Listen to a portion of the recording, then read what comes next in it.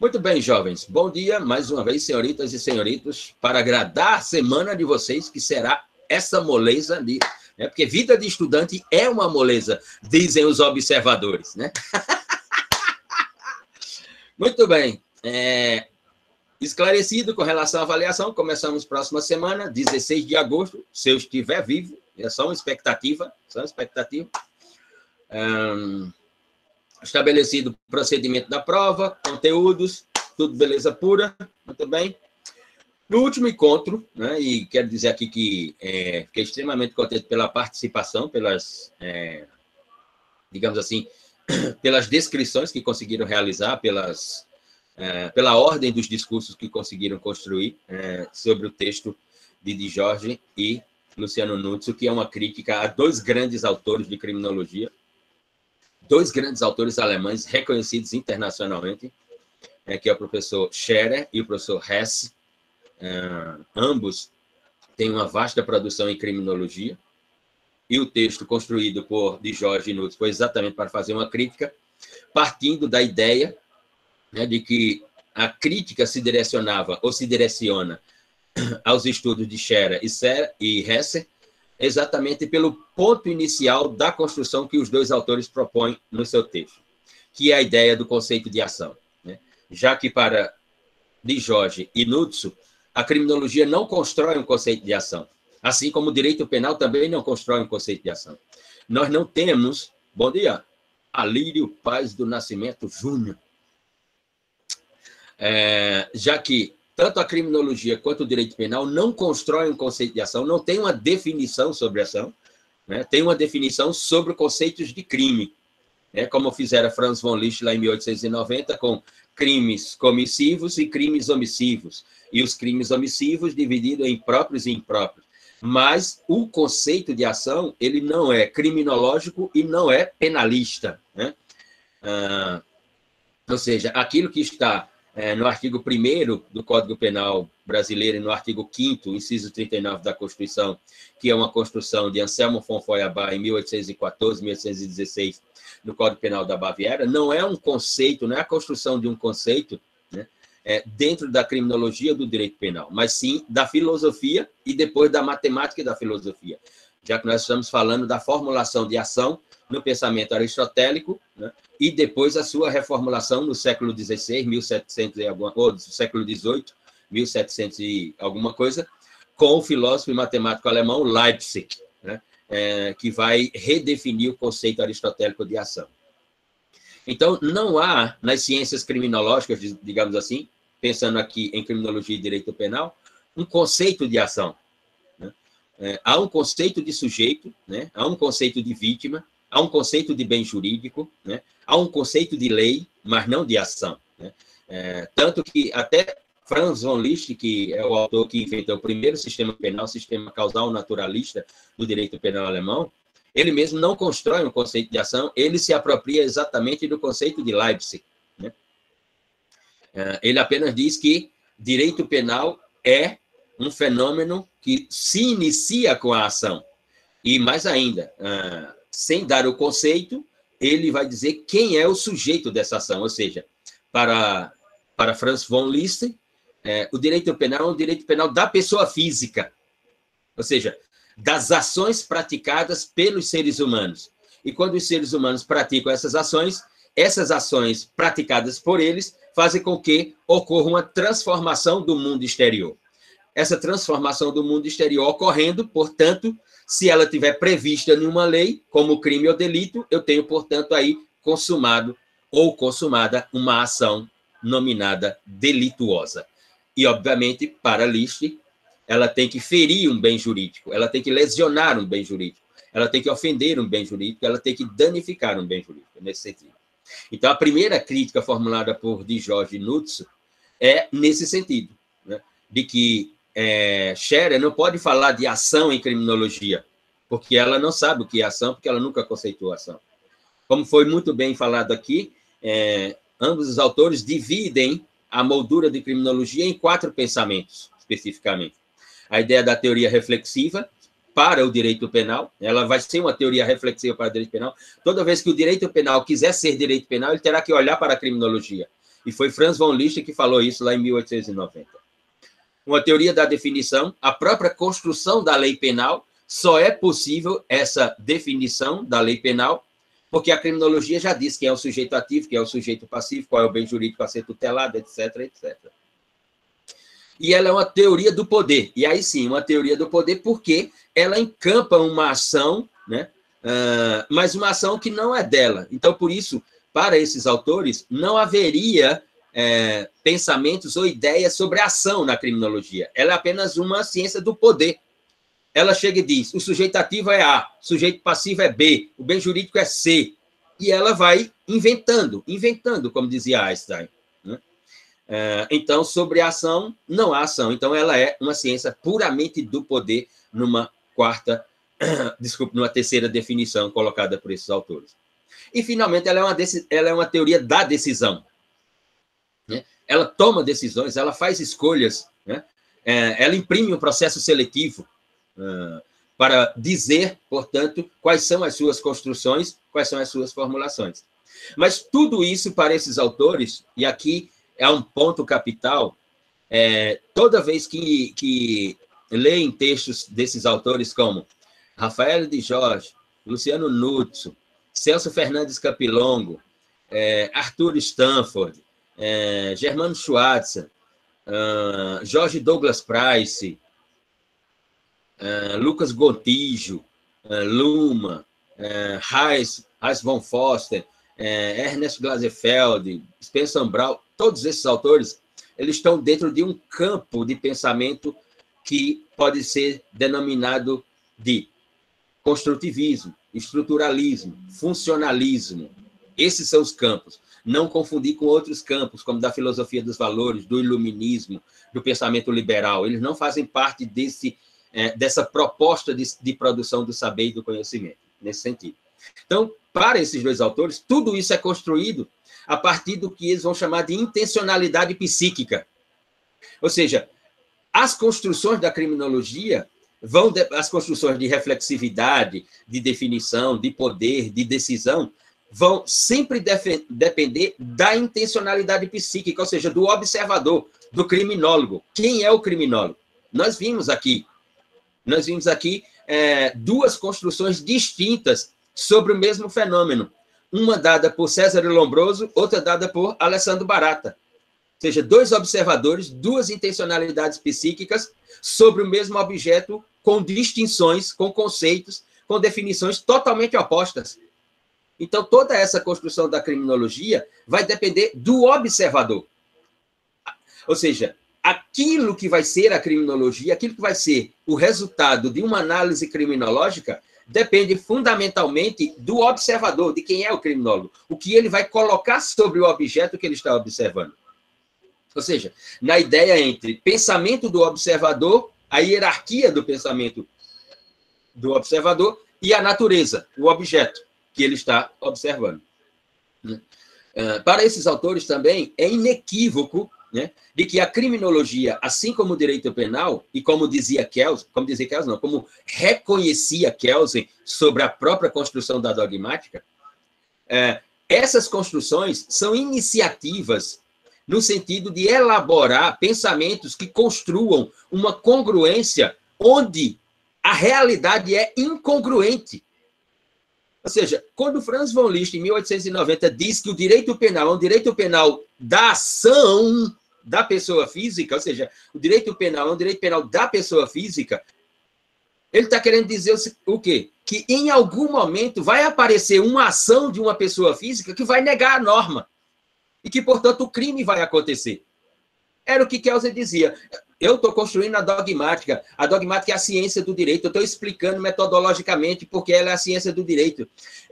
E a tradução dela será uma norma, será uma lei. Essa lei deve ser seguida por todos nós para o quê? Para organizar as relações sociais e evitarmos os conflitos. Mas ele mesmo dizia, mas em algum momento a lei vai ser negada. Em algum momento, a dogmática vai ser negada e ela precisará ser reafirmada, dizia Kelsen, reconhecia Kelsen. Então, é construir congruência onde tudo é incongruente.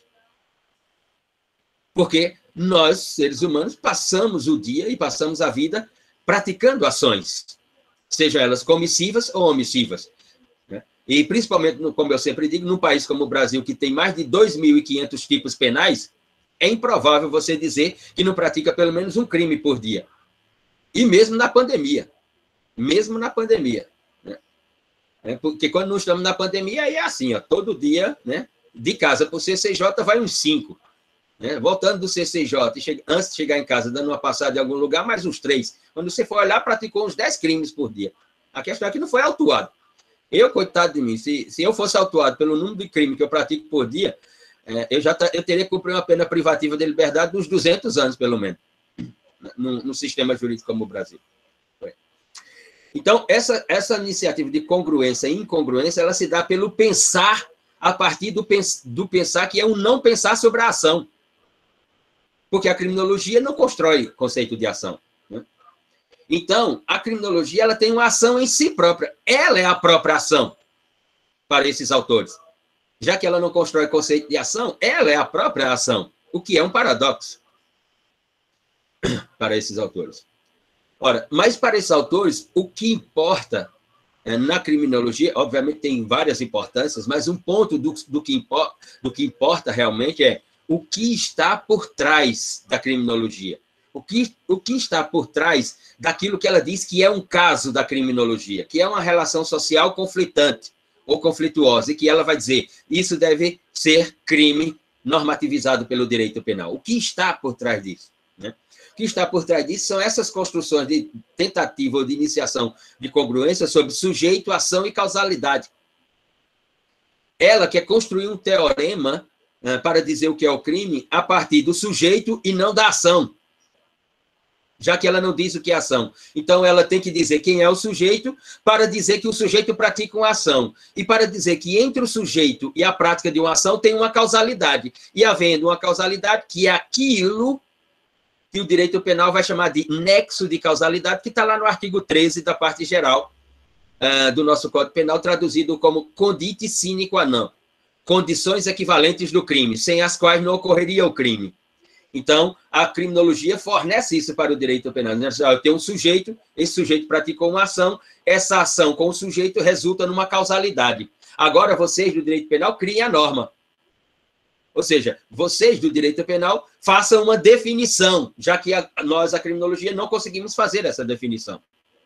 É nesse sentido. Para esses autores, então, a relação na criminologia é teoria e objeto. Né? A teoria ela é já formulada pelo observador, ou seja, pela capacidade cognitiva do observador que observa o objeto. E para nascer essa teoria de forma, digamos assim, mais apurada, de forma mais sistematizada, de forma mais cientificada, o que é que o observador faz? Ele tem que isolar o objeto. Ele isola o que ele está vendo para ficar distante, primeiramente, do objeto, para poder ter uma identidade do objeto e construir um conceito sobre o objeto e não sobre a ação que está sendo realizada pelo objeto. O objeto aqui é o sujeito A com o sujeito B na relação social, que vai se traduzir conflituosa. Isso tem que ser isolado. Né? Então, teoria leva ao objeto que retorna à teoria. Teoria e objeto, objeto e teoria, eu tenho formulação que pode se chamar de ciência. Vamos dar um exemplo aqui, que é um que eles dão no próprio texto, que é o paradigma cristão no mundo ocidental. Os cristãos, para serem cristãos, obviamente tiveram que precisar de um camarada que se chamava Cristo, para eles se chamarem cristãos. Mas, para construir essa definição de cristão, né, como dizem os dois autores, precisaram observar um outro fenômeno, que era o fenômeno do mundo grego, né, que era um mundo cheio de deuses, uma diversidade de deuses extraordinária. Então, os cristãos se auto-observando dizem assim, não, nós temos um paradigma de um único Deus. O nosso Deus, quer dizer, que não é único, mas se tornou único por causa da frase do próprio Deus da terra, que diz, eu e meu pai somos um só. Se eu e meu pai somos um só, então temos um só Deus, e acabou a história. Né? Então, os cristãos olham para os gregos e dizem, eles têm muitos deuses. Então, os cristãos vão e usam a palavra que já existia naquela cultura. Então, eles são os pagãos. Se eles são os pagãos, nós somos os cristãos. Mas se você perguntasse para um grego, você é pagão? O grego iria dizer, não, eu não sou pagão. Não, claro que eu não sou pagão. Meu Deus é Baco, meu Deus é Diana, meu Deus é não sei o quê, e assim por diante. Meu Deus é Zeus, né? Meu Deus é não sei o quê. Enfim, mas não, os cristãos, para construir uma definição, como observadores, tiveram que isolar o objeto para nominar o objeto, dar uma identidade ao objeto e fazer nascer uma realidade. Esse é o papel da criminologia. É isso que os autores estão querendo dizer. O objeto não fala, o objeto não exprime conceito. O objeto é apenas uma base sobre a qual o observador vai construir conceitos, definições, realidades, para chamar de saber, conhecimento e ciência. É isso que os autores estão querendo dizer.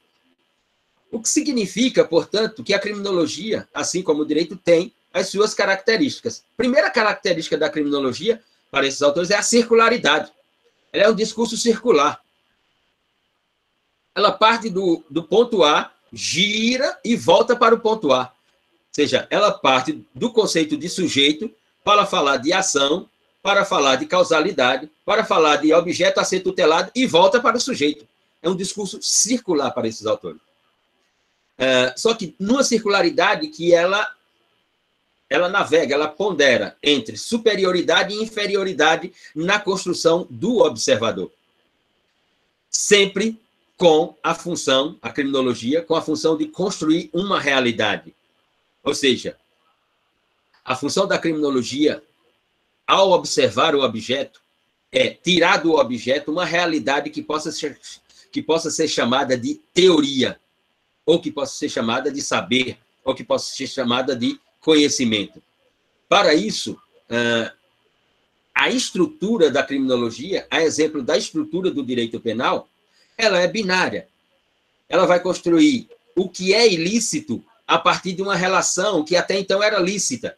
Então, ela inventa o que é legal e o que é ilegal, o que é antijurídico e o que é jurídico, ou seja, o que é lícito e o que é ilícito. Conforme o comportamento, a conduta e a ação, que ela não sabe qual é a ação, do sujeito, que ela vai chamar de desviante. Então, ela tem características assim como o direito penal, mas não tem, como dizem os autores, a força que o direito penal tem, ou seja, não tem a força de normativizar as suas construções. Mas aí, se a criminologia é isso, ou seja, se é teoria e objeto, pergunta, o que é teoria, então? O que é uma teoria?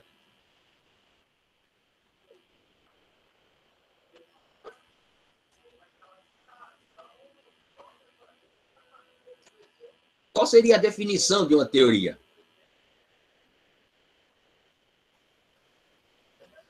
Qual seria o conceito de teoria? O que é uma teoria?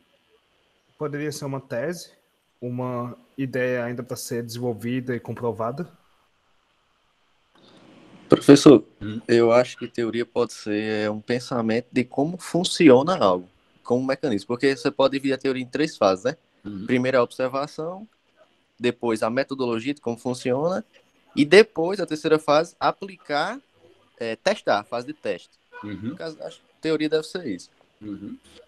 Eu acho que é a construção organizada do pensamento em torno de um objeto.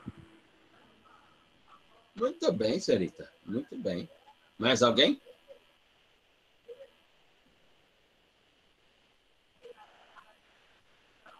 Para esses autores, eu não estou me referindo a uma hipótese. Para esses autores, eu não estou me referindo apenas aos dois, eu estou falando para esses autores do mundo do construtivismo, do estruturalismo, do funcionalismo. Teoria é uma técnica de construção de conceitos e definições. Teoria é uma técnica de formulação de observações de diferenciações. Ou seja, quando eu olho para uma relação e que ela está se desenvolvendo e ela é um fenômeno social, essa relação, que são duas pessoas humanas numa relação comunicativa, numa relação de comportamentos, de condutas, eu começo a fazer o quê? Eu começo a construir conceitos, eu começo a construir definições, eu começo a construir diferenciações, eu começo a construir distinções. começa a dizer ele, ela, começa a dizer conceito A para ele, conceito B para ela. Enfim, começo a nominar a relação. Posso chamar de namoro, posso chamar de noivado, posso chamar de união estável, posso chamar de casamento, depois posso chamar de separação, depois posso chamar de divórcio, e assim por diante. Eu vou construindo conceitos. Então, para os autores desse mundo do saber e do conhecimento, teoria é uma técnica de construção de conceitos, definições e observações de diferenciações. Porque conceito e definição é observação de diferenciação, ou seja, é observar os diferentes para fazer nascer um saber sobre aqueles diferentes. Ou seja, conceito e definição é eu olhar para A mais B e dizer que A mais B é igual a C. Ou seja, eu só consigo dizer o que é C observando A e B. Porque observando A e B, eu vou inventar o que é C. C não existe. A relação, né, a relação social entre duas pessoas, digamos, a relação comunicativa que está ali e que entrou em conflito, para a criminologia, ela ainda não é um conceito. Ela ainda não é uma definição. Ela ainda não é nominada. Ainda não há uma diferenciação entre elas. O papel do observador, portanto, do teórico, é o quê? É inventar, né, um conceito, uma definição. Ele precisa usar a teoria como técnica de construção desses conceitos. Então, ele precisa, primeiro, de um ponto A que tenha uma relação com o ponto B. Observando essa construção de relação, ele vai dizer o que é C, ou seja, ele constrói aquilo que Bourdieu chamou de teoria da distinção. C só é possível por causa de A mais B. A frase de Cristo, né, eu e o meu pai somos um só é possível por causa do pai dele. Se o pai dele não existisse, ele não teria dito eu e meu pai somos um só. Né? Não teria um objeto para construir a teoria. Ele precisa do objeto, portanto, para formular a construção teórica, nesse sentido. Significa dizer que, através dessa técnica de construção de conceito, o observador, ele inventa a realidade. C é a invenção de uma realidade. Nós fazemos isso todos os dias. É que a maior parte de nós não faz isso, né, observando cientificamente. E aí passa como se não tivesse relevância alguma. Mas nós fazemos isso todos os dias.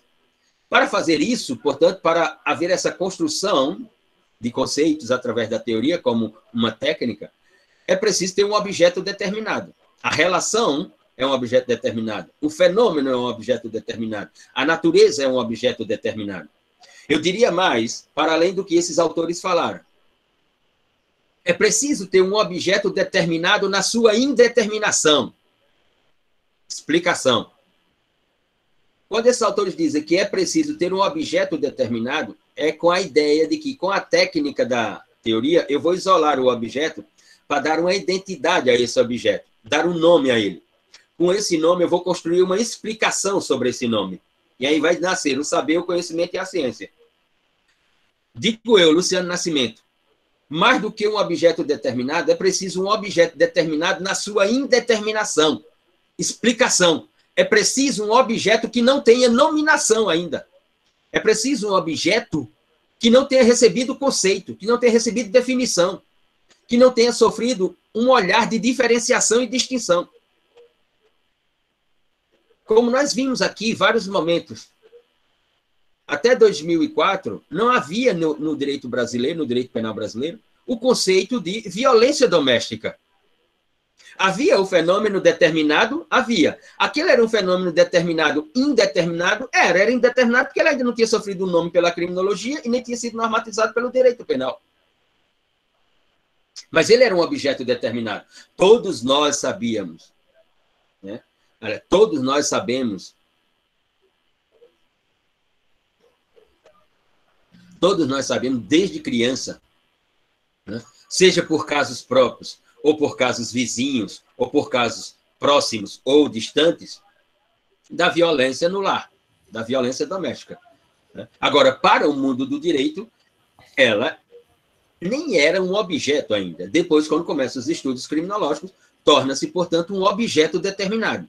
Na minha observação, é um objeto determinado na sua indeterminação, porque não tem um nome ainda. O criminólogo, né, observando a relação, ele vai inventar a realidade C. A realidade C ele chamou de violência doméstica. Depois, mais à frente, chamou-se, quando essa relação, ela, digamos assim, sofre expansividade nas observações por causa de resultados bem mais gravosos, aí passou-se a se chamar de feminicídio em outras realidades, e depois vem parar aqui. Né? Mesmo antes já havia sofrido uma outra diferenciação e outras distinções no campo do conceito, de que essa violência doméstica ela poderia ser física, ela poderia ser sexual, ela poderia ser patrimonial, ela poderia ser moral, ela poderia ser psicológica. E este ano, através da Lei 14.188, de 2021, nós tivemos a construção sobre o que é violência, finalmente, psicológica no direito brasileiro. Um objeto que sempre foi determinado, indeterminado, mas agora ele é somente determinado. A partir do momento que ele recebe o conceito, a partir do momento que ele é normativizado, ele deixa de ser determinado indeterminado para ser determinado, porque agora a teoria construiu um conceito sobre ele, inventou uma realidade. Agora ele não é A mais B, agora ele é C. Ele é simplesmente C, nesse sentido. Significa dizer que há uma relação de subjetividade e objetividade entre observador e objeto, entre aquilo que vai ser o saber. Ou seja, primeiro isola-se o objeto, depois constrói-se uma identidade para o objeto, determina o que é o objeto, nomina o que é o objeto. Ou seja, constrói-se um olhar, uma observação entre diferenciação e resultado. Eu tenho uma relação que ela vai sofrer o olhar, a observação da diferenciação, da definição do conceito, e depois eu vou dizer qual é o resultado da minha observação sobre o objeto, sobre a fenomenologia. Ou seja, vou dizer qual é a característica, ou quais são as características do objeto. A criminologia, ela constrói características, como disse os autores, são circulares, características lato sensu, ou seja, não são normativizadas. Essas características lato sensu representarão a estrutura para o direito penal normativizar, do ponto de vista da ciência dogmática, o que vai ser agora definitivamente esse objeto. Então, vai se chamar de furto, vai se chamar de roubo, vai se chamar de violência doméstica, vai chamar de violência psicológica, vai chamar de homicídio, vai chamar de feminicídio, vai chamar de latrocínio, sempre mediante uma descrição das suas características, como subtrair, vírgula, para si ou para outra, vírgula, coisa alheia móvel com valor econômico. Aqui está a descrição do resultado de toda a construção da criminologia até o direito penal, digamos assim. O que significa dizer que identidade do objeto que vai fazer nascer o saber e o conhecimento na criminologia, essa identidade ela tem uma relação entre invenção e natureza. É preciso a capacidade cognitiva do observador e é preciso a natureza. Por isso que os autores vão dizer, a criminologia não é uma questão de se perguntar o que se trata quando se fala de criminologia. O que é criminologia? Por isso que os autores desses movimentos, construtivismo, estruturalismo, funcionalismo, eles vão abandonar a pergunta o que é. Para eles não há sentido ficar perguntando o que é. Por exemplo, o que é o feminicídio? O que é o latrocínio? Ia falar, André? Pode ficar à vontade. Não, senhor. Eu liguei errado o microfone. Como diz a Anitta aqui, o que tem por trás? Ou seja, não se faz necessário ficar perguntando o que é o direito penal? O que é a criminologia? O que é a ação? Nesse sentido. Para eles faz sentido perguntar do que se trata, como é possível. Ou seja, como é possível o conceito de violência doméstica? Como é possível o conceito de furto? de roubo, de latrocínio, de homicídio. Como é possível? Não o que é o homicídio, o que é o latrocínio, mas sim como foi possível, como é possível construir esses conceitos. Ora, quando eu digo como é possível, eu tenho a explicação no momento seguinte. Olha, como é possível violência doméstica? Primeiramente, é possível violência doméstica porque é preciso ter uma relação entre duas pessoas, relação essa que tem que ser afetiva, relação essa que tem que acontecer no lar, relação essa que envolve vários sujeitos, porque envolve uma relação também amorosa entre marido e mulher, mas também uma relação de afeto, de carinho, uma relação sanguínea entre pai e filho, entre avô e neto, etc. Ora, eu passo a explicar. Por isso que a pergunta interessante para esses autores é do que se trata? Do que se trata? Como é possível? Como é possível crime de furto? Ora, é possível primeiro porque furto se trata de patrimônio. E como o patrimônio é uma coisa móvel, obviamente essa coisa móvel está passível de subtração. Subtração por outra pessoa que não é o proprietário da coisa móvel. E essa subtração, ela só será possível, né, para além de o objeto ser móvel, porque esse objeto que é móvel, ele tem um valor econômico. E a pessoa que o subtrai, por ele ter um valor econômico, o subtrairá para si ou para outrem no sentido de fazer riqueza com aquele produto, com aquele objeto móvel que tem valor econômico. Por isso é possível. Ou seja, há uma explicação metodológica, né? Não é como na literatura de Ariano Suassuna, né? Isso é assim? É assim porque é assim. Não. Aqui é ciência, tem que se explicar. Então, para esses autores, a interrogação o que se trata, ela não responde quando vem, né, o momento seguinte. Ou seja, a resposta que aparece não é uma resposta. Mas quando eu mudo a matriz da interrogação dizendo do que se trata, como é possível, aí, cognitivamente, eu construo uma explicação utilizando a técnica da construção de conceitos, que é a teoria. Aí nasce a teoria, aí nasce o saber, aí nasce o conhecimento. E que, para esses autores, toda essa construção é um reflexo de si próprio, de si mesmo, do observador. Que o observador mergulha nessa relação de produção científica. É nesse sentido que ele se refere. Ou seja, como se reflete? Como se descreve? Ou seja, como é que eu posso refletir sobre um objeto? Como é que eu posso descrever um objeto? A partir da memória que eu tenho. Se eu não tiver memória, primeiro não consigo refletir. Veja, os recém-nascidos refletem? Não têm memória. Os recém-nascidos descrevem? Constroem descrições? Não têm memória. Então, para que eu possa refletir sobre algo que estou observando e depois descrever o algo que estou observando, o objeto, a natureza, o fenômeno, é preciso que eu tenha uma memória. Com ela, eu vou refletir a partir do que ela me dá de pastas C2, D2, E2, H2. Com todas essas pastas que eu tenho, eu passo a refletir. Com a reflexão que eu construo, eu organizo a ideia e transformo, portanto, em uma descrição, em um saber, em um conhecimento, em uma ciência. Transformo em um conceito, em uma definição, em uma diferenciação. O que significa dizer que eu tenho, inicialmente, teoria e objeto para construir uma materialidade ou uma realidade. O que vai significar que o teorema final é teoria mais reflexão mais objeto igual à invenção da realidade. Ou seja, naquele debate que nós vimos lá atrás, na criminologia, na escola clássica, entre Beccaria e Carrara, com essa explicação, não há como escapar da frase de Carrara de que o crime é uma invenção do direito e não um ente social. O crime é um ente jurídico e não um ente social.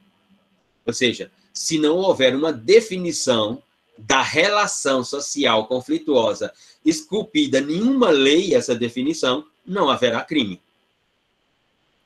Professor, é teoria mais reflexão, mais o quê? Isso. Inicialmente eu precisaria ter a teoria, que é a capacidade de refletir para construir descrições com a memória que eu tenho. Eu preciso da teoria mais objeto, aí igual à invenção da realidade. Esse é o primeiro momento.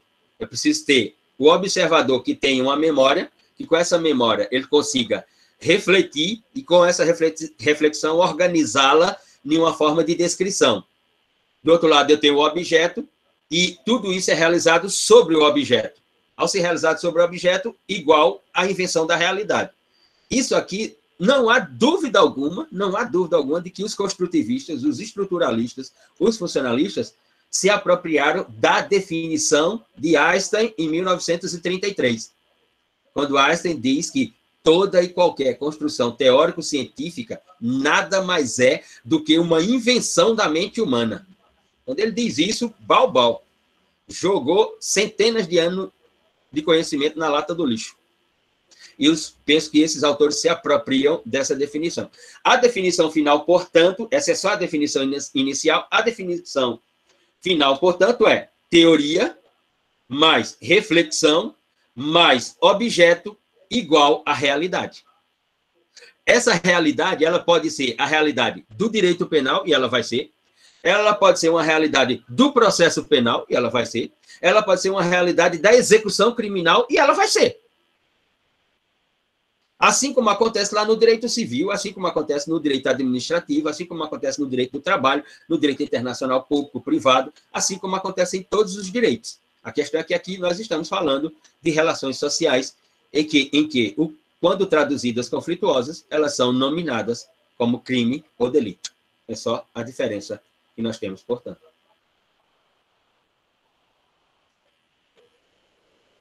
Essa é, portanto, a construção final. Toda essa construção, ela procura realizar uma exclusão da semântica pura.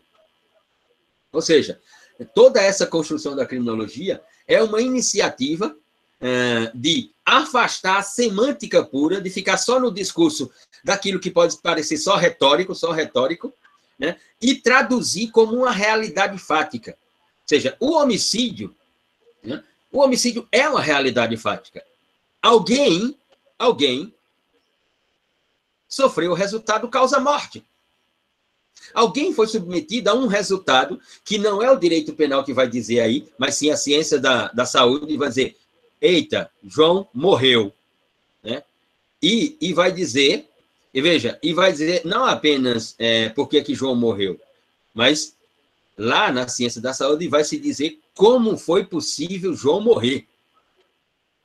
Porque ao dizer que João morreu, né, o laudo médico vai explicar qual foi o instrumento que deu a causa-morte a João, em que horário João morreu.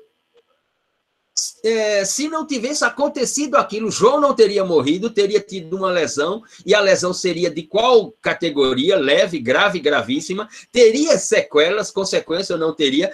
A medicina vai explicar tudo, ou seja, a medicina não trabalha com o que é. A medicina trabalha com como é possível nascer, como é possível morrer. E aí ela explica todas as possibilidades de como é possível nascer e de como é possível morrer. E as formas em que esses fenômenos podem se desenvolver. É o que esses autores estão querendo jogar para as ciências sociais. Aliás, estão querendo não, jogaram. Né? Nós estamos falando de construções dos anos 50 do século passado para cá. Por quê? Porque até então, para o pensamento iluminista da filosofia dos valores, o discurso é muito metafísico. O discurso é essencialmente metafísico, não é explicativo. Aconteceu assim porque aconteceu assim. Cria uma norma e pronto, está resolvido. Se voltar a acontecer de novo, aí a norma intervém, reafirma as normas, a gente cria um outro sistema de punibilidade, de castigo, de punição, e a gente vai tocando assim. Esses autores querem muito mais. Querem a explicação científica, já que isso aqui é ciência jurídica. Né? Ou seja, nós não estamos numa casa que se chama CCJ, Centro de Ciências Jurídicas. Se é Centro de Ciências Jurídicas, então tudo tem que ser explicado, ou tudo tem que ser explicável. E a explicação não pode ser metafísica. Do tipo, saí do CCJ, como várias vezes saía do CCJ, ia caminhando a pé, e os meninos diziam assim, professor, o senhor sai a pé daqui do CCJ e tal, quando termina a aula, 10 horas da noite? Eu disse, sim. Na época eu morava na rua, na Quebra-Quilos, lá do outro lado, lá perto do canal, para a entrada do Zé Pinheiro. O senhor vai a pé, vai daqui até lá a pé, assim, o senhor vai ser assaltado, vão roubar o senhor, vão não sei o que e tal. Aí do tipo foi assaltado? Por que foi assaltado? Foi assaltado porque aquele é um safado, aquele é um marginal, aquele é não sei o que lá. Essa é uma explicação que não explica nada. Ou seja, Luciano Nascimento saindo do CCJ, é possível que ele seja assaltado? É possível. E é possível que ele seja assaltado de que forma? Então vamos levantar as hipóteses de que formas Luciano pode ser assaltado. Ou pode-se levantar uma outra hipótese também, nesse campo das hipóteses de formulações, de conceitos, de definições. Luciano pode sair do CCJ não apenas para ser assaltado também. Luciano pode sair do CCJ para assaltar. E não apenas ser assaltado. Mas essa hipótese dificilmente vai ser levantada. Mas olha que no caso de Luciano, até que muita gente no CCJ levanta essa hipótese. Levantam outros, que não levantaria essa, né? Muito bem. A ideia é a explicação científica. A ideia é a explicação do saber, do conhecimento. Não, aquele camarada roubou o outro porque é um safado, porque não quer trabalhar, não, se chama ele para trabalhar, não vai. Essas respostas não explicam nada. Como que aconteceu esse final de semana, né? E olha que é perfeitamente possível explicar, mas a explicação que veio não explica absolutamente nada. Diga, André.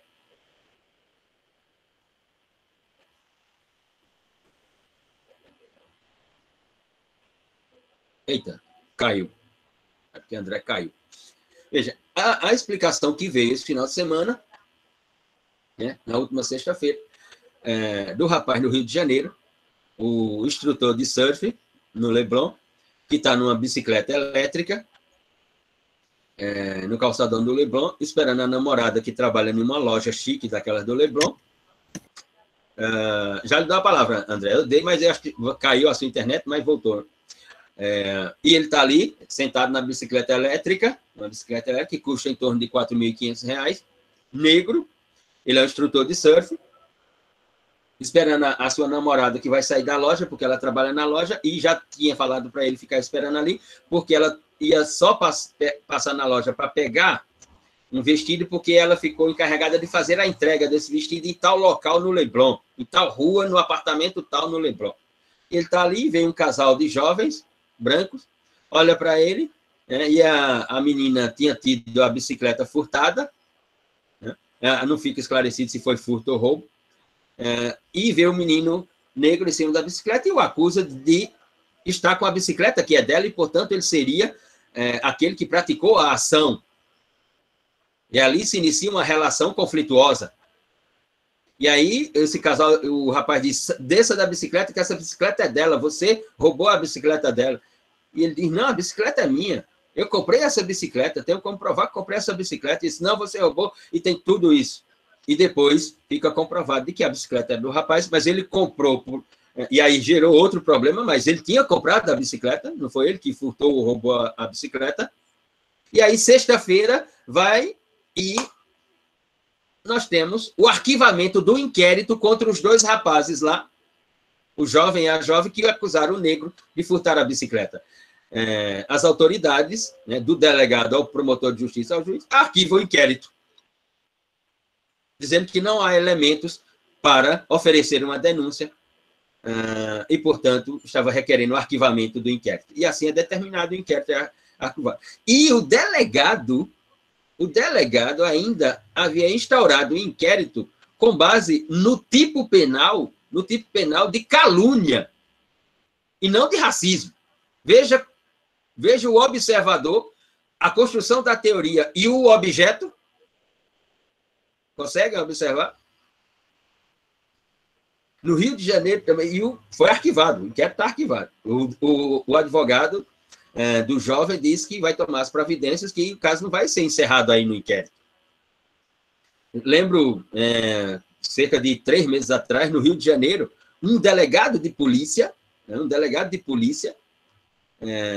está fazendo plantão no Rio de Janeiro, e 3 jovens da classe média alta carioca, são autuados em flagrante delito bebendo fora do horário estabelecido pelo decreto municipal por causa do estado de pandemia, né? E ao serem conduzidos para a delegacia, os 3 jovens, um deles estudante de direito, né? Os 3 jovens, um deles estudante de direito, quando entra na delegacia, vê um negro, né? E começa a ofender o negro.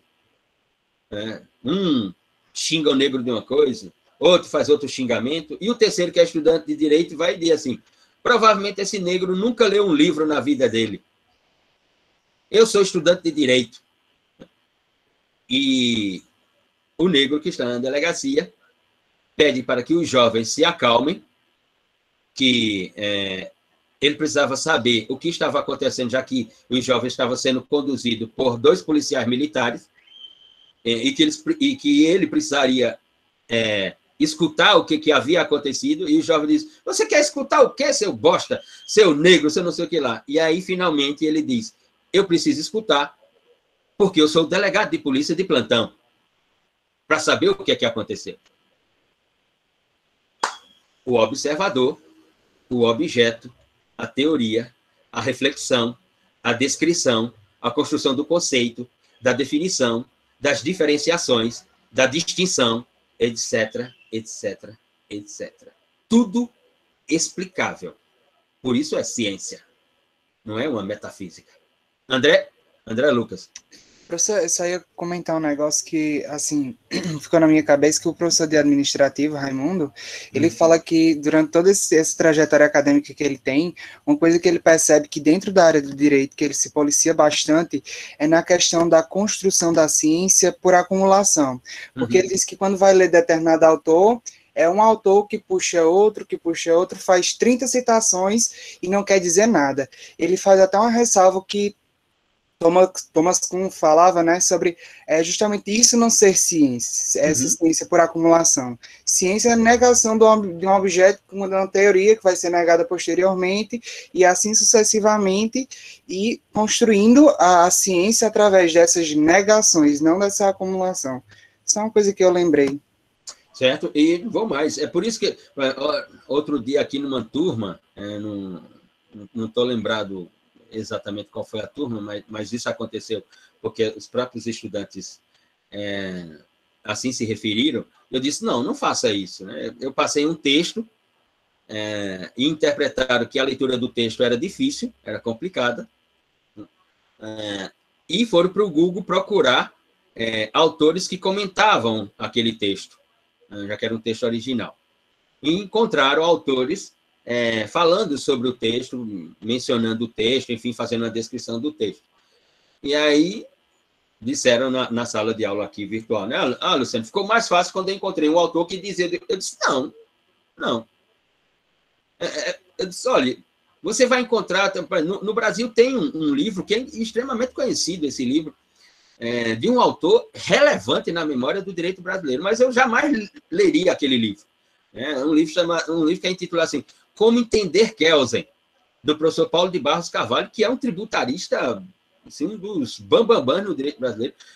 Nos anos 90, início dos anos 2000, era professor de direito tributário na PUC, depois também prestou um concurso no Largo São Francisco, já faz década, é professor de direito tributário no Largo São Francisco. Mas eu jamais vou ler um livro, né, de um autor que diz assim: como entender Luhmann, como entender Kelsen, como entender Radbruch, como entender Wittgenstein. Não, Eu vou ler Wittgenstein, eu vou ler Radbruch, eu vou ler Kelsen, eu vou ler Luhmann. Mesmo porque, como dizem esses próprios autores, como Luhmann e outros, entender é improvável. A função de um texto não é você entender o texto. Ou seja, a função do texto não é você entender o autor. A função do texto é provocar ideias em você. Ou seja, é provocar a sua cognição, já que o texto é um objeto. Então, a função do texto é, quando eu leio o texto, eu acionar a minha memória, e com a minha memória eu conseguir construir descrições, reflexões com a memória que eu tenho sobre o texto. Não quer dizer que eu esteja entendendo o texto, e nem preciso entender o texto, como diz Jorge, você não precisa entender nada do texto. O que você precisa é se auto-observar e dizer assim, porra, essa porra desse texto me trouxe uma série de interrogações. Agora eu vou usar a minha memória, vou refletir sobre essas interrogações e vou organizar uma ideia. Vou organizar um discurso. E aí, com essa organização, vou construir os conceitos, as definições, as diferenciações, as distinções. Essa é a função do texto. Agora, se eu leio um texto, sair daquele texto e dizer assim, porra, entendi tudo, tá? Maravilha, pronto. Tem sentido nenhum. Não há sentido. O sentido do texto é provocar a sua memória, para que, com a sua memória, você faça nascer teorias. Aí sim, é nesse sentido. Diga, João Vitor, e depois deixa eu ver aqui a Lídia, diz assim, professor, estou em horário de trabalho e daqui a poucos minutos estarei entrando numa reunião de trabalho. Peço desculpa porque terei que sair da aula. Sem problema, aqui. Você pode entrar e sair quando quiser. É um espaço de liberdade, pode ficar à vontade. João? Professor, o senhor falou dessa de metafísica que busca explicar as coisas. Aí eu lembrei que, pelo menos na física, se tem uma coisa que os físicos odeiam, é quando você tenta explicar uma coisa sem observação. É até aquele físico brasileiro, Marcelo Gleiser, ele diz que a metafísica chama isso... Assim, não, a física chama isso de Deus das lacunas. É quando você não tenta explicar um negócio, mas sem observação. Aí, professor, mas mudando de assunto, o senhor falou do negro do Rio de Janeiro.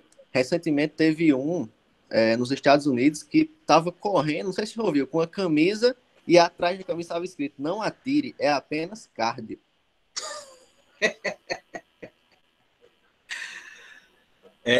Tá difícil, difícil. Maria Fernanda, ler teoria pura do direito ajuda muito a tentar criar alguma coisa, porque o livrinho difícil... exatamente. Ler teoria pura do direito, e olhe que já é na tradução, imagine no original. Provoca bastante. Ou seja, você sai de lá e assim, será que eu não tenho capacidade para interpretar o que esse camarada escreveu? Será que a minha memória linguística ela é tão pobre assim que eu não consigo interpretar, e ao ler esse texto desse camarada aqui, eu não consigo criar uma ideia sobre o texto dele, eu não consigo fazer uma reflexão sobre o texto dele, eu não consigo construir uma descrição sobre o texto dele, sobre o que ele está falando no texto dele? Será que eu não tenho essa capacidade por causa da memória que eu tenho? Claro, como dizem os construtivistas. Claro que tem. Claro que tem. Todos têm. Todos têm capacidade. Indistintamente, todos têm capacidade cognitiva, para poder construir reflexões e descrições a partir da observação de um objeto. A questão não é essa. A capacidade, ela existe. A questão não é essa. A questão é o quanto eu estou disposto a fazer de esforços. O quanto eu estou disposto a fazer de esforços. Qual é a minha disposição para me esforçar a ponto de que esse meu esforço vai se revelar como uma reflexão, uma descrição, uma construção teórica? O quanto eu estou disposto a me esforçar? Porque, como dizem esses autores, se há algo, que aquele rapaz que Maria Fernanda citou, se há algo que aquele rapaz tinha, era a capacidade, primeiramente, de esforço. O que ele se esforçou para construir aquilo não foi brincadeira, né? Ou seja, ele não levantava, não é que ele levantava pela manhã e dizia, eita, porra, lavou o rosto, escovou os dentes, bababá, eita, já tive 3 ideias agora. Não, não é assim.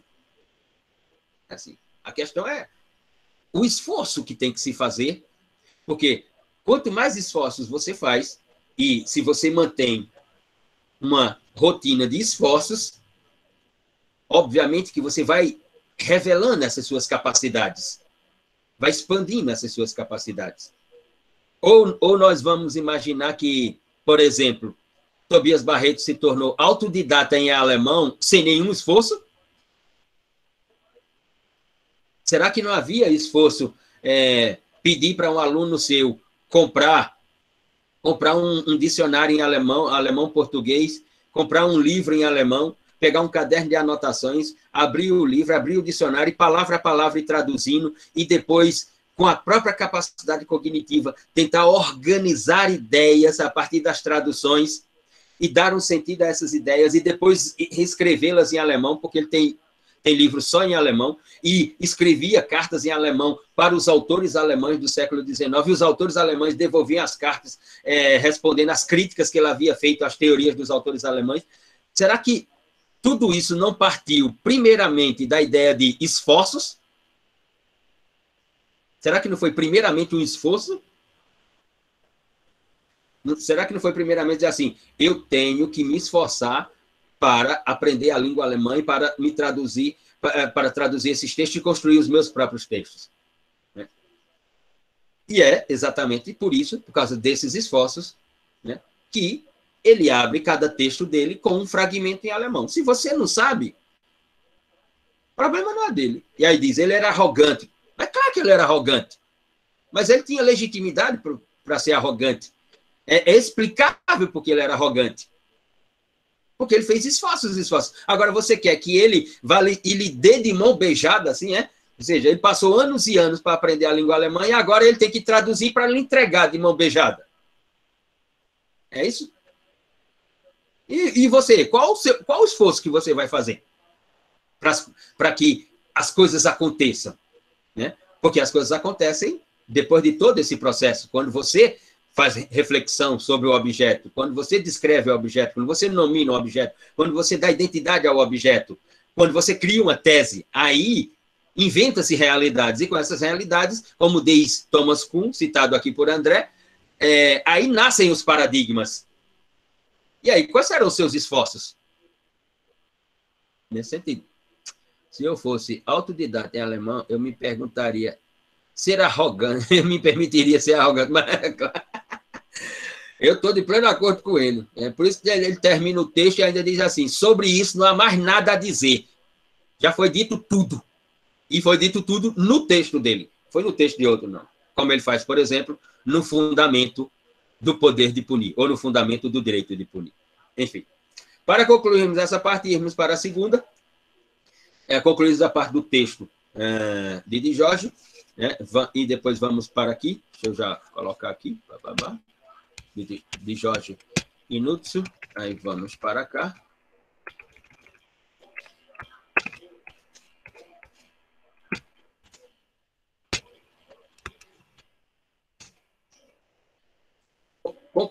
Vamos concluir com o texto de Jorge e Nutsu e vamos para essa segunda parte e concluímos, portanto, os apontamentos de hoje. Aquela descrição que falamos, que está no texto, que ela é inicialmente teoria e objeto isolado, e que essa relação teoria e objeto isolado faz nascer uma realidade à luz da reflexão, descrição, conceituação, diferenciação, distinção, e que o resultado final é teoria mais reflexão mais objeto igual a realidade.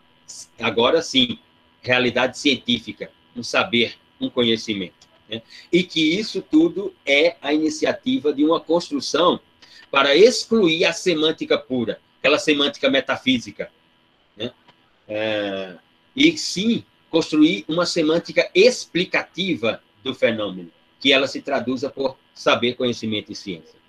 Mas que, ao final de tudo, para esses autores, portanto, eu tenho uma relação que, mesmo na reflexividade, também há um pensamento de ocultação. Ou seja, toda reflexão, ela oculta algo. E é preciso ocultar algo. Por quê?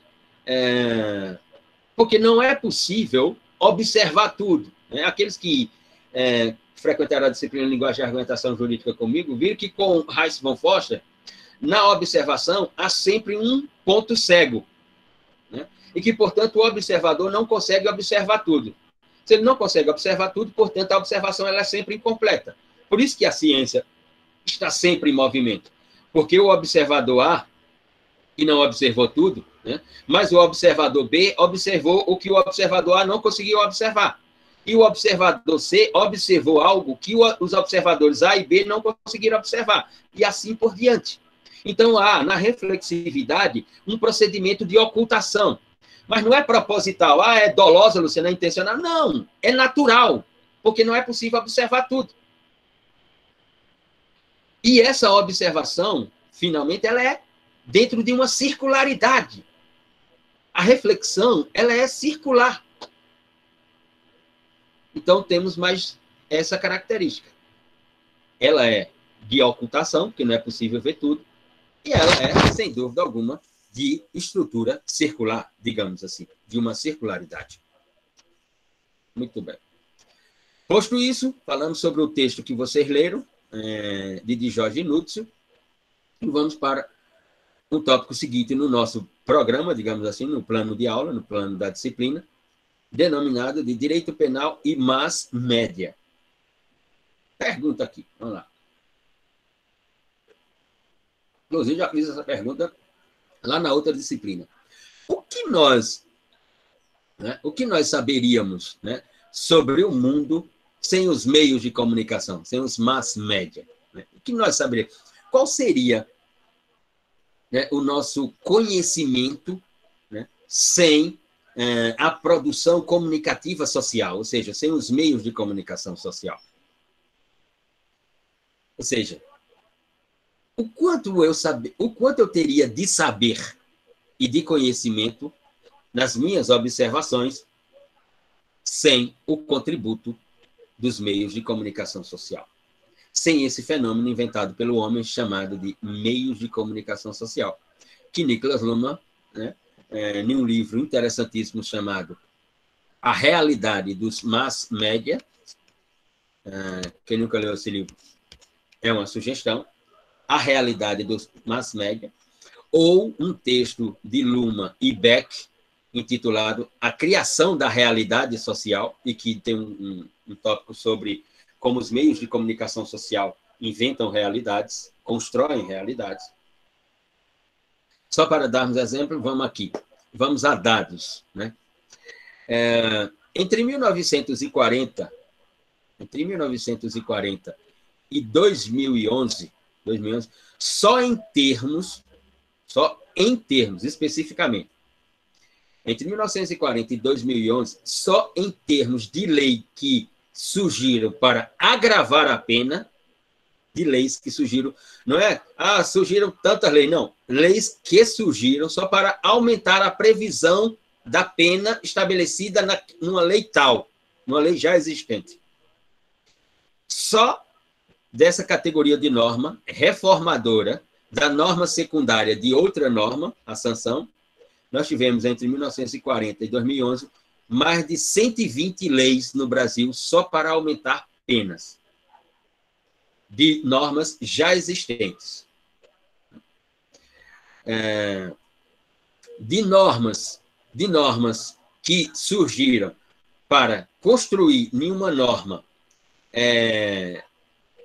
previsões que diminuíssem a pena, né, ou estabilizassem a pena naquela norma, surgiram 13 leis.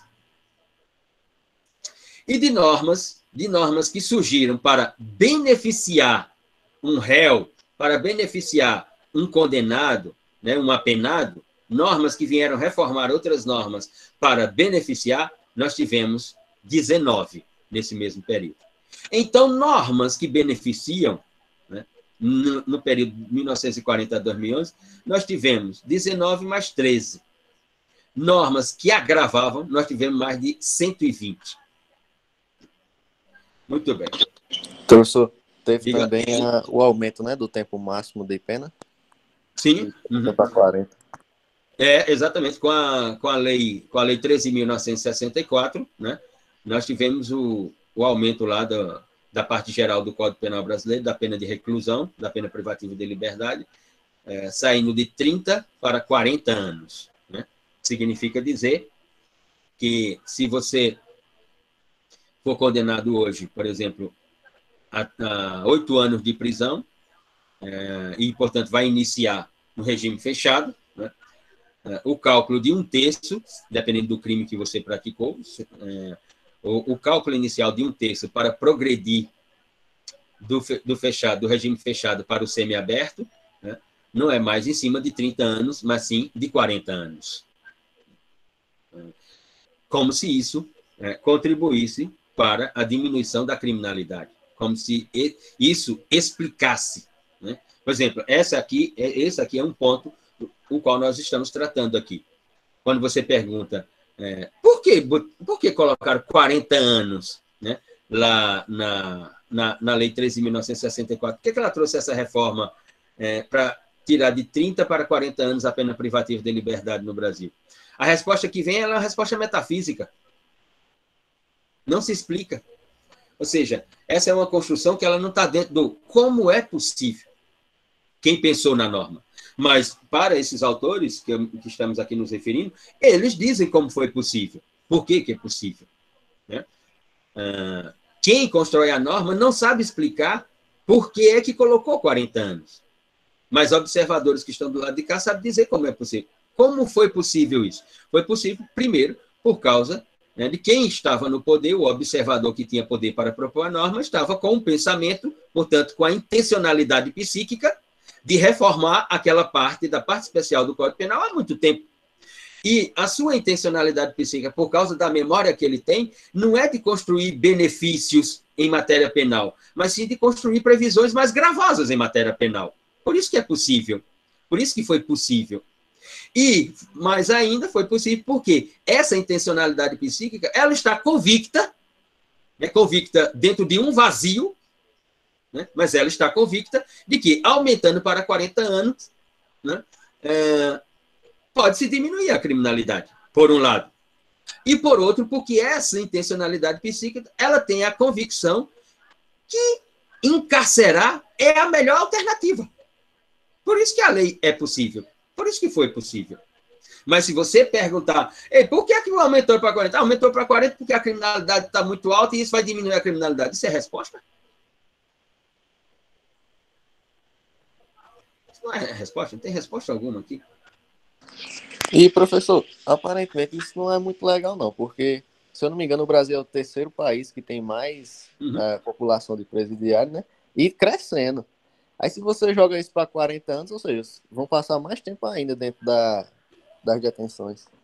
Sim, João, a previsão que aumenta o tempo de cumprimento da pena privativa de liberdade, ela pode ser questionada dentro de uma racionalidade à luz de uma decisão do Supremo Tribunal Federal, né, que é a DPF 347, que julgou o sistema penitenciário brasileiro pela categoria de estado de coisa inconstitucional. Para o Supremo Tribunal Federal, as condições do cárcere no Brasil o torna inconstitucional. Então, como é que eu tenho uma instituição que a Suprema Corte, a Corte Constitucional, diz que ela é inconstitucional, e eu venho com uma norma infraconstitucional aumentando o tempo de permanência das pessoas dentro desse sistema que é inconstitucional?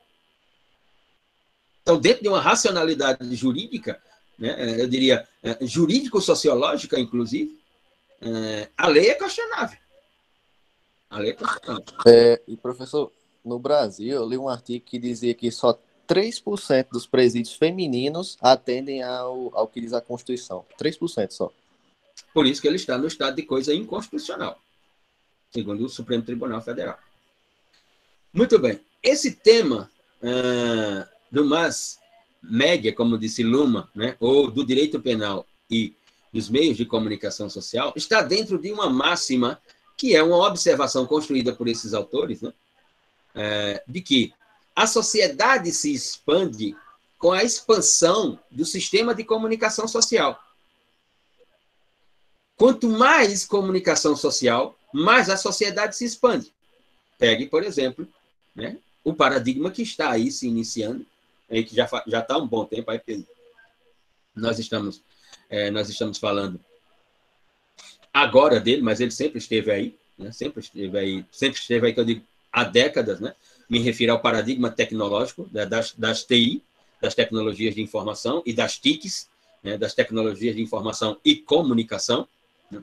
Então, esteve aí, está aí já há décadas, né? Mas só agora ele se mostra extremamente visível. Veja a expansão que se provoca com a comunicação. A sociedade não se expande por ela própria. A sociedade se expande por um subsistema criado por ela própria, que é a comunicação social. Vou dar um exemplo aqui. No final do século XIX, a produção de comunicação entre a Inglaterra e os Estados Unidos, ou seja, para a circulação de uma informação, né, de Nova York para Londres, estou falando aqui de informações comerciais, transações comerciais, business, negócios, etc., que precisava da informação para se fazer o contrato, fazer o contrato, mandava a informação de novo. Essa circulação de informação entre a Inglaterra e os Estados Unidos no final do século XIX, ela chegava a levar 28 dias para você ter essa circulação e, portanto, a construção de cláusula de um contrato que determinasse a exportação do produto A, do produto B, importação e exportação, e pudesse, portanto, movimentar o sistema capitalista de produção de riqueza. Ela demorava 28 dias, em média. Os britânicos, com os americanos, constroem um telégrafo, que essa informação ela deixa de circular, deixa de levar um tempo de 28 dias para levar apenas alguns minutos. Ou seja, com essa capacidade de diminuição do tempo da circulação da informação, né, o nível de negócios realizados, o número de negócios realizados explodiu no capitalismo moderno. O número de contratos fechados, o número de importação, exportação, tudo isso, né, alavancou o sistema capitalista da economia, por causa da velocidade da comunicação. E hoje nós assistimos à reedição disso, né, em várias partes das tecnologias de informação e comunicação, como, por exemplo, no que se refere às redes sociais. Os grandes conglomerados com seu patrimônio cotado em bolsa hoje, que são corporações privadas, né, são essas empresas de tecnologia da informação, né, e, fundamentalmente, essas empresas que estabeleceram espaços e que elas próprias nominaram esses espaços de redes sociais, né, e que são redes sociais para produzir comunicação, agilizar as informações, né, diminuir a distância entre aqueles que produzem comunicação, informação, em tempo real, que é uma coisa extraordinária, mas que também não é só isso, mas também é business, que também é negócio. Né? Você pega uma rede social como o Facebook, por exemplo, que tem aí 2,4 bilhões de usuários, né?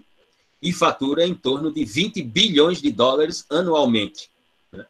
E tem seu patrimônio cotado em bolsa, é uma corporação privada. Né? Você pega uma rede como o YouTube, que você pode criar um canal, você pode, né, com esse canal, você pode mostrar cidades, né? Tem essas meninas e esses casais que ficam assim, mostrando Veneza, mostrando Las Vegas, mostrando não sei o que lá. Tem gente que faz o canal para mostrar comida, enfim, etc, etc. Ou seja, uma rede social como o YouTube, que não tem tantos usuários quanto o Facebook, ou seja, não tem 2,4 bilhões de usuários, né? Tem menos, tem em torno de 1 bilhão e 1,9, no máximo 2, mas tem uma circulação de usuários no sistema diariamente em torno de 700 milhões de pessoas que movimentam aquela rede social todos os dias. 700 milhões de pessoas. Né? E por isso o YouTube, só com anúncios, ele fatura em torno de 16, 18 bilhões de dólares anualmente, só com os anúncios das empresas na sua rede, porque essas empresas sabem que ali tem 700 milhões de pessoas, né, produzindo algum conteúdo, né, de ordem social. Ora, para esses autores, portanto, a expansão da sociedade se dá com a expansão da comunicação social. No nosso caso aqui, da criminologia, do direito penal, isso está extremamente claro em casos como, por exemplo, o caso denominado pelo próprio meio de comunicação social como o caso Nardoni, né? E como os meios de comunicação social contribuíram para a expansão do sentido daquele caso. O caso Nardoni é um. Nós temos um outro caso que ele é simplesmente, do ponto de vista da ciência do direito penal, é algo inacreditável que aconteceu no Brasil, diz Maria Fernanda aqui. Professor, sobre isso, com essas redes de comunicação, estão auxiliando a sociedade no sentido de diminuir os conflitos? Porque o que eu observo é justamente o contrário. O próprio direito, que já é insuficiente, acaba se tornando ainda mais com essas redes. A sua observação vai na mesma direção que eu também consigo construir, Maria Fernanda. As redes sociais, pelo contrário, elas maximizam os conflitos. Só que acontece algo interessantíssimo. Quanto mais conflitos, mais produção de comunicação social. Quanto mais produção de comunicação social, mais conflito. E aí tudo se torna circular. É circular. Quando nós observamos o que acontece nas redes sociais, é a frase de Hayes von Foster na explicação sobre qual é a função da comunicação. A função da comunicação, ou seja, a função da linguagem, a função da informação, não é construir entendimento ou compreensão.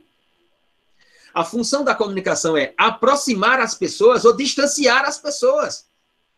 E ele finaliza por fazer até uma brincadeira, e assim, nós, seres humanos, só produzimos duas fenomenologias, comunicação e, com ela, problemas.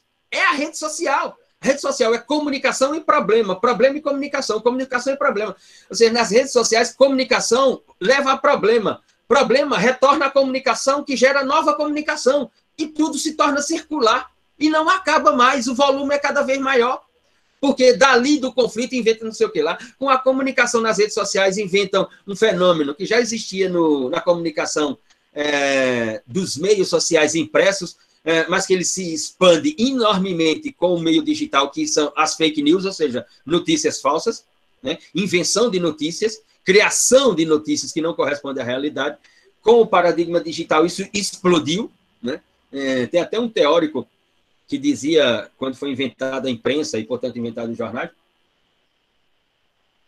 ele dizia: tem dia que eu abro o jornal e a única coisa verdadeira que eu sinto é a data, porque o resto que vem impresso, eu fico com a ideia que é tudo mentira. Enfim, eu vou nessa direção. Agora também vou na direção de Hayes von Foster. Essas comunicações, elas geram uma série de problemas. Quando geram os problemas produzem novas comunicações que devolvem para a comunicação originária, que gera mais comunicação, que gera novos conflitos. E aí o processo é novamente circular. Mas que estão diminuindo? Então, não. De maneira alguma. Pelo contrário. Né? Porque para essa forma de comunicação social, o que importa é a produção de comunicação social. Se ela é conflituosa ou não, não está na função dessas redes sociais. A função de rede social é produzir informação, produzir comunicação. Se ela é conflituosa ou não, não importa. Mas é assim, eu fico, dou risada quando meus amigos que tratam sobre tecnologia e direito vêm falar sobre a função social das redes sociais. Qual é a função social das redes sociais? Que porra de frase é essa? Função social das redes sociais. Que porra de frase é essa? Função social das redes sociais. Função social do Facebook. Uma corporação privada cotada em Wall Street com patrimônio de 20 bilhões de dólares. Você pensa que eles estão preocupados com função social? Você está de fuleiragem comigo, porra. Os caras do Facebook, assim, nós estamos preocupados em melhor... Como está aí Maria Fernanda. Nós estamos... Você acha que o pessoal do Facebook né, que controla o Facebook, tem a preocupação que Maria Fernanda tem sobre dizer assim, eita, essa produção de comunicação aqui na nossa rede, ela vai aumentar os conflitos ou vai diminuir os conflitos? Você acha que eles fazem esse raciocínio? Como diz João aqui, Anitta e João aqui, coleta de dados. Eles precisam de gente na rede. Eles precisam de usuário na rede. Quanto mais usuário na rede, mais valorizadas as ações deles na bolsa, mais riquezas eles produzem para eles próprios. Ou você acha que essa riqueza é distribuída?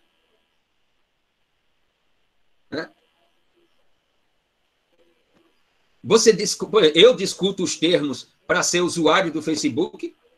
Ou eu tenho que preencher um formulário lá com todos os meus dados, meu nome completo, CPF, telefone, endereço, e-mail, bababá, e eu entrego tudo isso para o Facebook para ser um usuário do Facebook, entrego tudo isso para o Instagram para ser um usuário do Instagram, entrego tudo isso para o YouTube, para o TikTok, para ter um perfil ali, e depois os gênios da sociedade moderna dizem assim, vá lá no meu Facebook, no teu Facebook, e tu tem Facebook desde quando?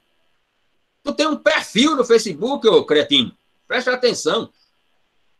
Quem tem o Facebook está lá em Nova York, na Bolsa de Valores. Está lá em Wall Street. Ah, vai lá no meu Instagram. No teu Instagram? No teu Instagram? Desde quando tu tem um Instagram? Vai lá no meu YouTube. Vai lá no meu TikTok. No teu TikTok? Mas deixa de fuleiragem. Deixa de fuleiragem. Essa semana mesmo eu fiz uma postagem do meu grupo de pesquisa. Aí usei uma música lá que parece que não podia usar por causa dos direitos autorais. O vídeo foi removido. A gente não é meu? E não é meu? O Facebook não é meu? O Instagram não é meu? Como é que, como é meu e o Facebook e o Instagram removeram o vídeo?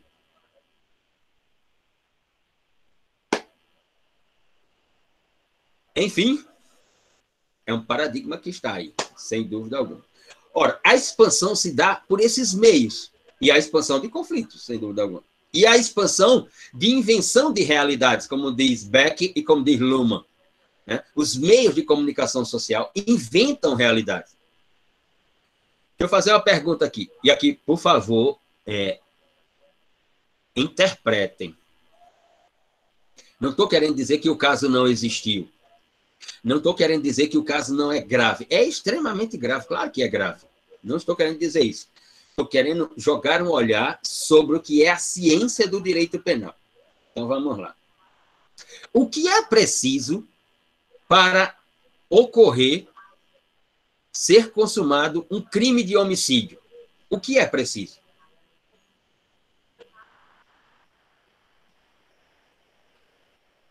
O resultado naturalístico, professor. Mataram alguém, mataram uma pessoa, diz a Anitta. Diz João, o resultado naturalístico, causa morte. Em relação a isso, professor, tem um debate sobre por que eles privilegiam contas maiores do que as menores na questão da restrição de conteúdo. Sim, Ana. Sim, Ana Tereza. Perfeito. Porque que eles têm... Tem um documentário na Netflix que é muito interessante sobre as redes sociais, que chama Dilemas da Rede. É muito interessante aqui, com profissionais do mundo das tecnologias que trabalharam no Google, né, trabalharam no YouTube, que pertence ao grupo Google, trabalharam no Facebook, no YouTube, no Instagram, né, mostrando como, através desse paradigma tecnológico denominado de algoritmo, como se controla, né, milhões e bilhões, né, de desejos, né, e de vontades das pessoas no que se refere ao seu consumo diário. Né? Ou seja, o que as pessoas pretendem, o que as pessoas gostariam, o que as pessoas querem consumir, tal, e como isso é direcionado para você a partir do momento que você tem um perfil nessas redes, né? E como você é bombardeado por isso, digamos assim. O documentário é muito interessante. Ou, quem nunca assistiu também, tem um outro chamado Startup, né? Que esse lado das tecnologias da informação o pessoal não gosta de tocar muito, né? E que até agora, no módulo que estou lecionando no doutorado da UFPB, eu criei um tópico exatamente só para tratar sobre essa questão. Tem um documentário na Netflix chamado Startup, né, que é a história de uma menina estudante de Stanford, estudante de tecnologia de Stanford, e que ela quer criar uma moeda, né, uma criptomoeda, né, tipo a Bitcoin, só que ela quer criar uma moeda do ponto de vista social, ela quer que circule essa moeda digitalmente no campo social, para que pessoas que não têm renda, as pessoas que não têm renda consigam, com essa moeda, fazer compras e tal, e que isso fosse financiado inicialmente por quem tem muito dinheiro, para que se criar uma clientela para essa moeda, né, e as pessoas passarem a utilizar essa moeda digitalmente através dos seus smartphones, porque todo mundo tem um smartphone hoje, né? E se você não tem condição social para ter um pacote de dados, mas se você, em determinados lugares, em determinadas cidades e países, você vai para uma praça, tem acesso ao Wi-Fi, ou você entra numa lanchonete para tomar uma água com gás, mas você pode pedir Wi-Fi e ficar ali horas, tal, seria nesse sentido. E ela vai procurar financiamento nos grandes bancos, e os bancos dizem, vamos financiar esse seu projeto, não. E que é um projeto interessantíssimo, né? Eu não quero dar spoiler aqui, só vou falar uma questão. E quem financia é o mundo do crime, né? Tem uma outra também, que ocorre na Suécia, veja, na Escandinávia, chamada Dinheiro Fácil, também, que é sobre a criação de startups, e como as organizações criminosas, e principalmente aquelas mafiosas, né, italianas, né, estão financiando a construção de startups nesse campo das criptomoedas e também das redes sociais, dos meios de comunicação em forma de redes sociais, como as organizações criminosas estão financiando a criação desses modelos de comunicação social. Muito bem. Disseram aqui, o que é possível para haver ou termos como consumado um crime de homicídio? Como disse João, é preciso o resultado naturalístico. Como disse a Anitta, matar alguém, matar uma pessoa. Exatamente. E como é que nós tivemos uma condenação por crime de homicídio qualificado por uma qualificadora de meio cruel, no caso daquele rapaz chamado Goleiro Bruno? Como é que nós tivemos uma condenação por homicídio com reconhecimento de uma qualificadora de meio cruel, se não existe o corpo? Não tem um laudo de causa-morte dizendo a vítima morreu entre tal hora e tal hora, com ferimento em tal parte do corpo, que causou, portanto, o resultado morte. Não tem. Mas ele foi condenado. Professor, eu acho que ali a pressão social foi muito grande, né, no julgamento do goleiro. Sim, os meios de comunicação social. Eles constroem a realidade. Não estou dizendo que não houve homicídio. Provavelmente houve homicídio. A vítima desapareceu, não apareceu nunca mais. Provavelmente ela está morta. Mas do ponto de vista da técnica do direito penal, do ponto de vista da ciência do direito penal, não haveria como ter uma decisão judicial. Porque o objeto que faz nascer a teoria do direito penal chamado homicídio, o objeto que é o corpo, não existe.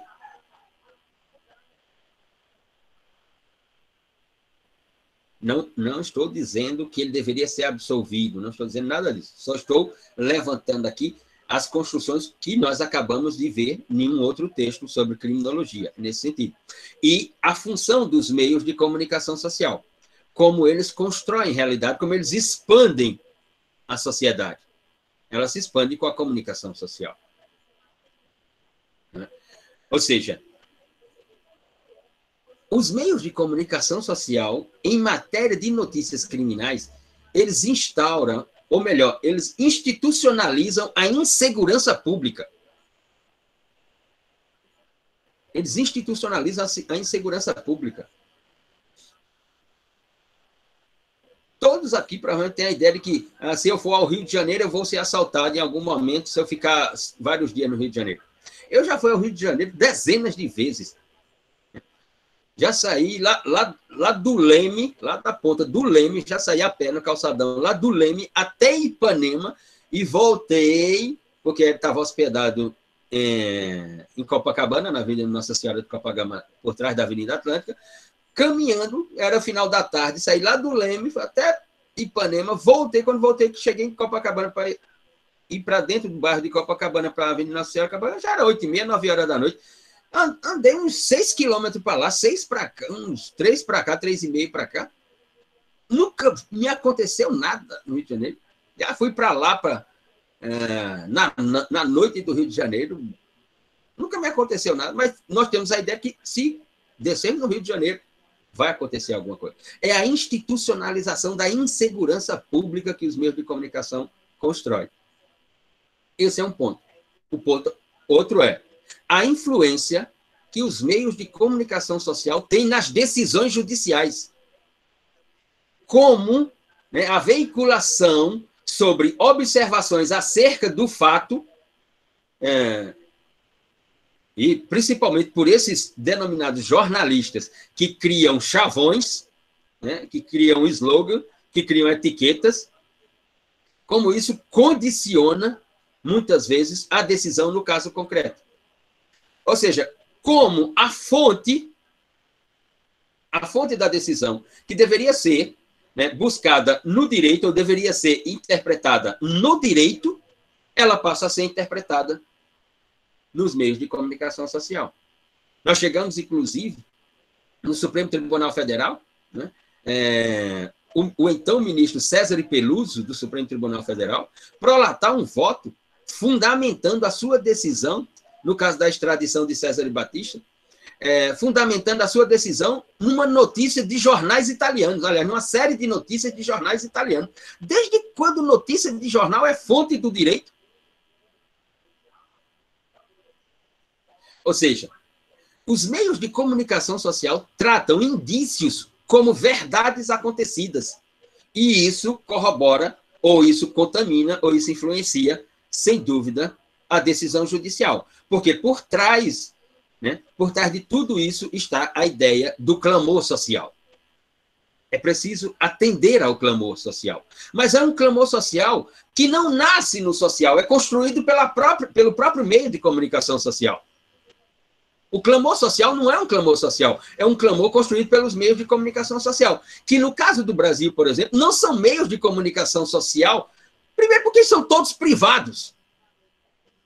As rádios são privadas, os canais de TV são privados, os jornais são privados. Quem produz comunicação social no Brasil, em regra, é um grupo privado de informação. Quem é que aqui assiste todo dia uma TV pública no Brasil? Uma TV educativa no Brasil? Quem aqui assiste todo dia o telejornal da TV Cultura? Quem que assiste aqui a programação da TV Brasil? Da TV Educativa do Rio de Janeiro? Quem é que assiste aqui todo dia essa programação? Ou a rádio que nós escutamos é uma rádio privada, ou a TV que nós assistimos é uma TV privada, ou os canais a cabo que nós temos são canais privados. Então, comunicação social mas pública não. Então, como a ideia de atender ao clamor público? O clamor público é construído por um meio de comunicação social privado. E o fundamento das decisões, muitas vezes, vem exatamente dessa circulação de informação desses canais. Ou seja, os meios de comunicação social influenciam e contaminam as decisões judiciais. Por quê? Porque eles expandem a sociedade. E os juízes, os magistrados, muitos, não todos, obviamente, mas muitos têm a ideia de que é preciso, quando tem uma relevância social, ou seja, quando há um interesse público, que a decisão judicial seja de uma determinada forma, digamos assim. Maria Eduarda? É que sobre isso, dos meios de comunicação social, o texto de Jorge também fala que os meios de comunicação social e todas as suas técnicas, elas influem, né, na criação de uma expectativa sobre a conformidade, os comportamentos conformes, mas que os comportamentos não conformes o objeto determinado, como o senhor falou, é aqueles que estão em dominação, em domínio, porque justamente eles não têm limites, eles não estão limitados pela a expectativa que a comunicação social impõe que existe. É mais fácil ocorrer um não conforme do que um conforme. Sim. Sim, estou de acordo.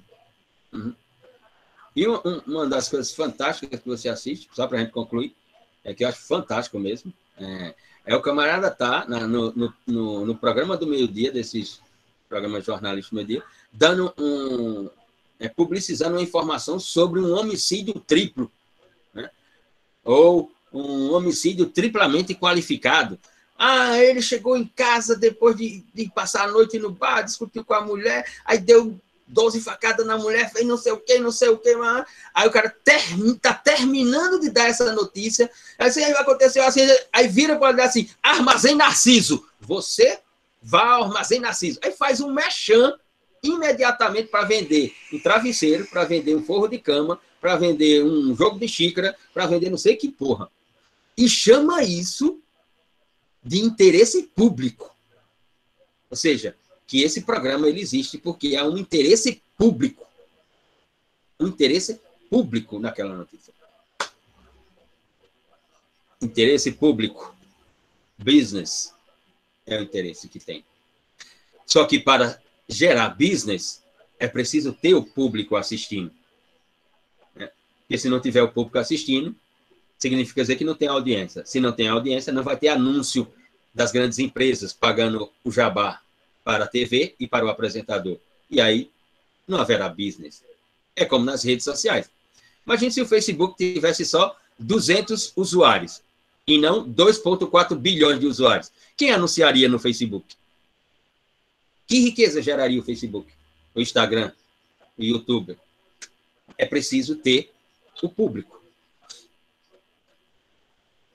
Limonada do Norte? Pode explicar esse termo, Maria Dora, para a gente encerrar? Limonada do Norte?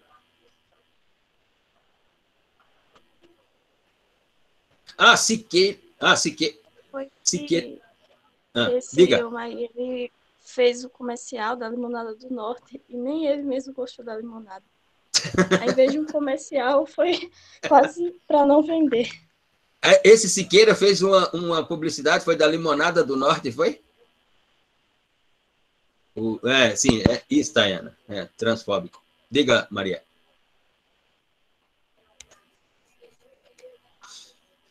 Não sabia dessa publicidade, não. Eu conheço outro, mas essa da Limonada do Norte realmente não é. Maria Fernanda. Diga, Maria Fernanda. Professor, é sobre a prova que eu fiquei uma coisa em dúvida. Se quando a gente for fazer a prova, todo mundo vai estar presente na sala ou não? É cada uma pessoa por vez? Não, todo mundo vai estar aqui na sala, mas aí, conforme a ordem alfabética, o candidato ou a candidata abre o microfone e a câmera. Os outros ficam fechados. Aí, no caso, mas todo mundo vai ver eu falando, no caso, né? Todo mundo vai ouvir você falando e vai ver sua imagem, exato. Tá bom, obrigada. Tá querendo direitos autorais pela imagem, é? Não, professor, não. Sim. Ok. Direito de imagem. Então, pessoal, encerramos aqui. Nos vemos em tese para iniciarmos a avaliação no próximo encontro. Próxima semana, 16 de agosto.